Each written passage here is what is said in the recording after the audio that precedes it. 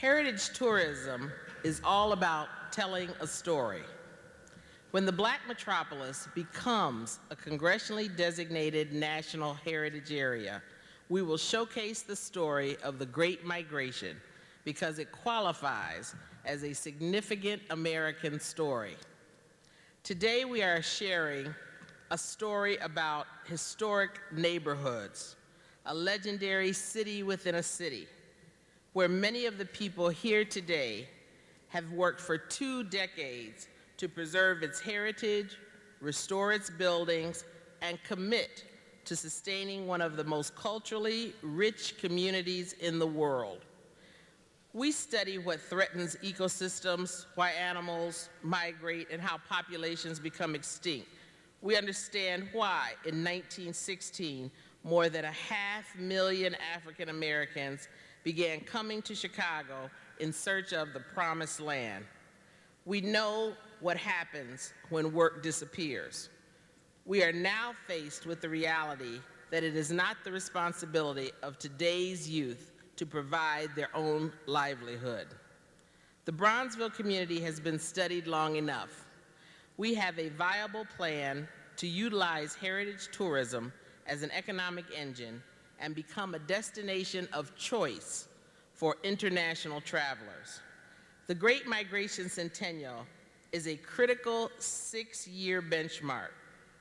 And yes, we will be visitor ready. The social programs are all about jobs. And what excites me is that we're looking at job creation of someplace on the low side of 4,000 up to as many 10,000 jobs in Brownsville. Many of these jobs will come about because of new businesses arriving and located in Brownsville, existing business growing in Brownsville, and we have former individuals or companies who were located in Brownsville returning. But I'm here this morning to talk about the elected officials who have supported us. And beginning on the local level, we've had the support of Pat Dow, our alderman from the 3rd Ward. We've had Representative Duncan, Senator Hunter, and Senator Raoul on the state level, and Congressman Rush on the federal level. And most of all, we've had the support from the beginning from our Mayor Daley. Tourism development so important to Bronzeville and the South Lakefront region of Chicago. In Illinois, domestic and international travelers spent $30 billion in 2007 and generated $5.5 billion in federal, state, and local government tax dollars that help fund jobs, public programs such as police, firefighters, teachers, road projects, and convention centers like the McCormick Place facility that we're in today. 300,000 jobs were created and generated a payroll of $8.5 billion. In short, those of us standing in unity on this stage today beneath the Preston Jackson sculpture depicting the Great Migration to Chicago's Bronzeville community want our piece of the action. The key year, of course, is 1916, when approximately the first wave of maybe 50,000 people arrived in a two and a half year period. It's amazing. The unfortunate part of the story is that they were crowded into areas around this facility here. The beneficial, the contributory, the positive part of the story is they contributed to the making of a city where economic development proved what Sandberg had said was true. This was the city of broad shoulders. This was the city of railroads. This was the city of growth.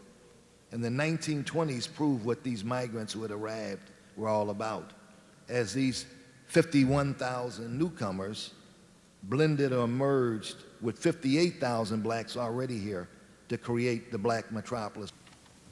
I'm pleased to talk briefly about how creating the new promise will help to change the fabric of Bronzeville.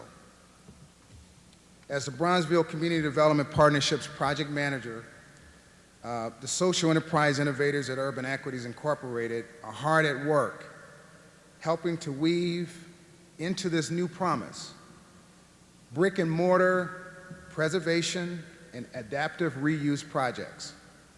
We are not only proud of this opportunity, but quite frankly, we're excited about once again helping to restore Bronzeville to its original prominence. With the same forward-thinking energy we used when building a condominium complex at Bronzeville Point, or elegant homes at Alpha Village, both located on the famed Martin Luther King Jr. Drive, we are now playing an instrumental role in collaborating with the partnership to make these plans a reality. With the aid of our staff, the Bronzeville Community Development Partnership will convert its long-standing planning studio into a fixed real estate asset, thereby consolidating social enterprise innovation activities under one roof and incubating new social and civic entrepreneurs, the same people I identified at the very beginning, many of whom are yourselves. As community and economic development literature has demonstrated, it's vitally important to centralize social enterprise activities. This not only fosters measurable creativity, but it results in business and professional development, along with much-needed job creation. With the use of both public and private funding sources in the range of $12 to $22 million, we expect to translate the planning studio into a state-of-the-art innovation center. Efforts are underway to bring our Anchor Innovation Center online in 2011. It is our hope that many of you in the audience can be beneficiaries for what promises to be a yet another opportunity to leave a legacy, not only for the community of Bronzeville. My name is Bernard Lloyd. I stand as a resident of Bronzeville and as founder and president of Urban Juncture, a community development firm that is developing the Bronzeville Cooking culinary destination to voice my support to the further development of Bronzeville as a sustainable heritage tourism destination. Good food is central to good community. Good food facilitates good health. Good food brings people into a community and brings people in the community together. Good food creates entrepreneurial opportunities and jobs. And good food provides a platform for a community to celebrate its heritage and to tell its story to the world. Urban Juncture, Inc. is in the final stages of assembling the financing for the Bronzeville Cooking Culinary Destination and Incubator.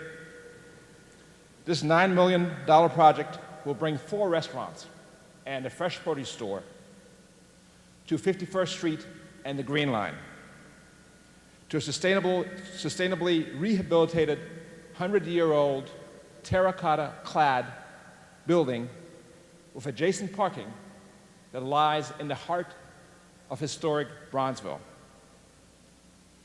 Each of these culinary venues will celebrate a uniquely delicious element of Black cuisine: Southern breakfast and lunch, African-inspired vegan, Jamaican jerk cuisine, smoked and grilled food, and the fresh produce that is used throughout the Black kitchen.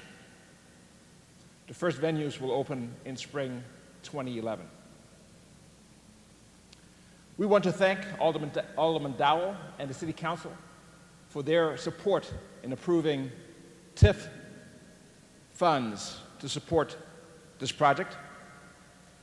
We want to thank all of our financial partners, and in particular, the Chicago Community Loan Fund, who has been our lead partner in the pre-development stage of financing. As you heard from our opening remarks from Harold Lucas, this is big business. And people are finding out and making decisions to travel and to tour by going online. It's important that Bronzeville, which has been online for a long time, and people know about it a long time all around the world, continues to find new ways of creating these opportunities in content development and mobile communications and creating a value proposition that will let the world know that Bronzeville is open for business 24/7, and people